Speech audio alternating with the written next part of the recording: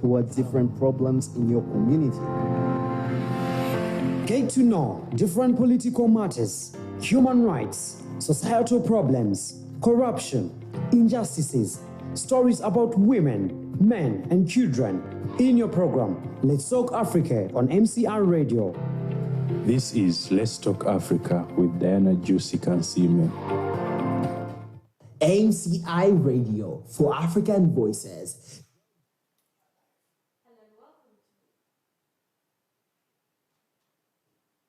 Hello and welcome to Let's Talk Africa on MCI Radio.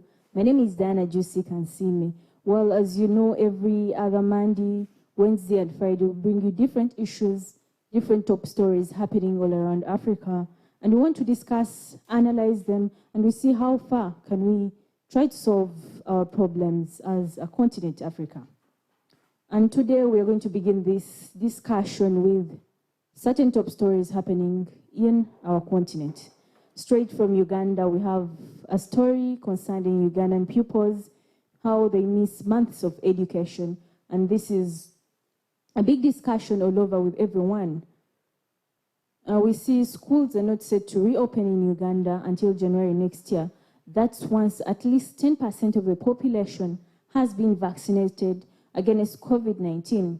Also, millions of children in Uganda, especially those in rural areas, have not been in a classroom or had any interaction with a teacher in about 18 months. I think this is since 2020 when COVID-19 broke out in Uganda, and a lot of issues had to happen, a lot of changes, and we had actually to adjust to whatever change was coming in.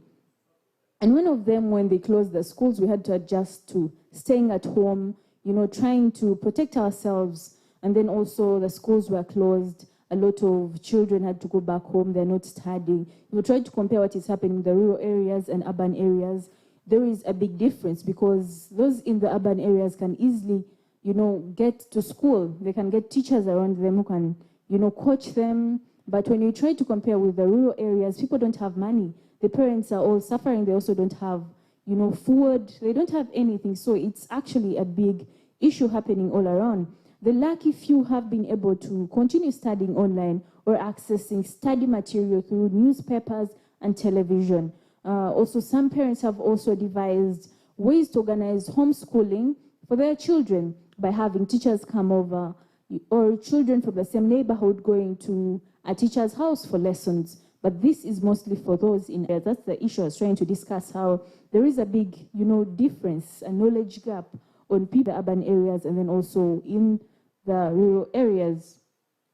Well, in 2020, when schools were first closed due to the whole issue of the pandemic, the government contemplated buying 10 million radio sets in which underprivileged children could listen to lessons. But supplementary budget request submitted to Parliament in November 2020, their purchase was rejected. I don't know whether this issue was able to, work with certain people because certain people agreed to it, however others didn't. That is to the Parliament people. The government has said that children in public schools will be allowed to move to the next class when schools eventually reopen in January next year, that is 2022. But parents are doubtful if the learners will be able to catch up. This is because of the whole gap that has been there.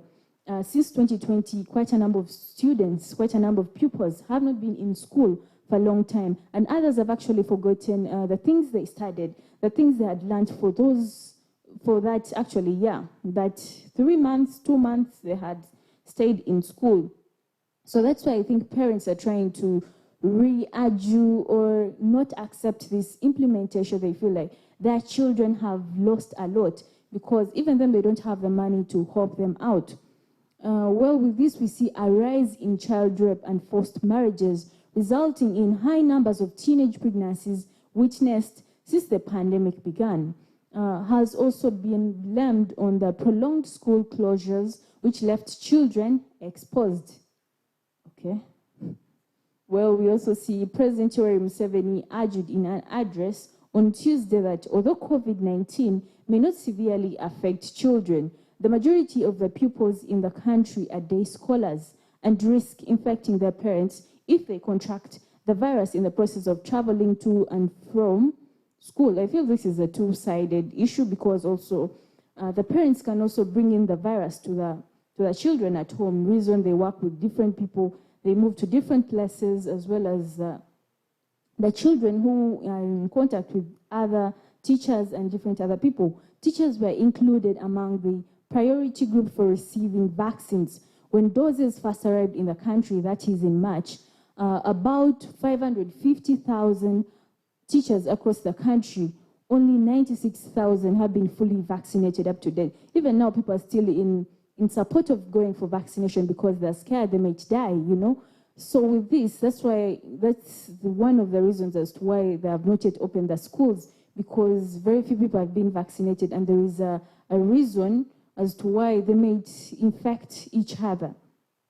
The reopening the education sector is now also dependent on the vaccination of students aged 18 and above. Reason, those are the only people, that's the only age bracket that should be vaccinated.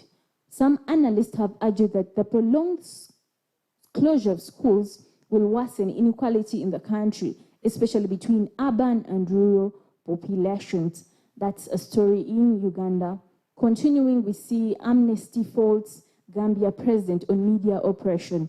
Well, Amnesty International is a non-governmental organization that is promoting human rights, you know, to countries, to people having a lot of injustices. At this moment, the Gambian president has been having an issue around media oppression. We see the Amnesty International has accused this President Adama Barrow of failing to repeal repressive laws that stifle press freedom in the country. The human rights group said that the country had recorded more than 15 assaults in journalists in the last 4 years, according to its report released this week on Wednesday. Well, when you see the history of President Barrow came into power in 2017 on the back of a campaign promise to right the wrongs of his predecessor, that is, Amnesty says oppressive laws curtailing human rights, including the rights to freedom of expression and peaceful assembly, have not been amended. Some state institutions, including the national security agencies, can monitor, intercept, and store communications for surveillance purposes without a court order. This is all happening in Gambia because of just, you know, the thing of media oppression. Since the main aim of Amnesty International is to ensure there is justice all over the country, there is justice all over Africa.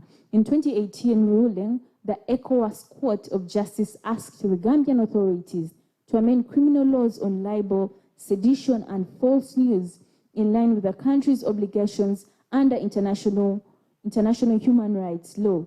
That hasn't been done as the current parliament draws to a close ahead of elections in this December.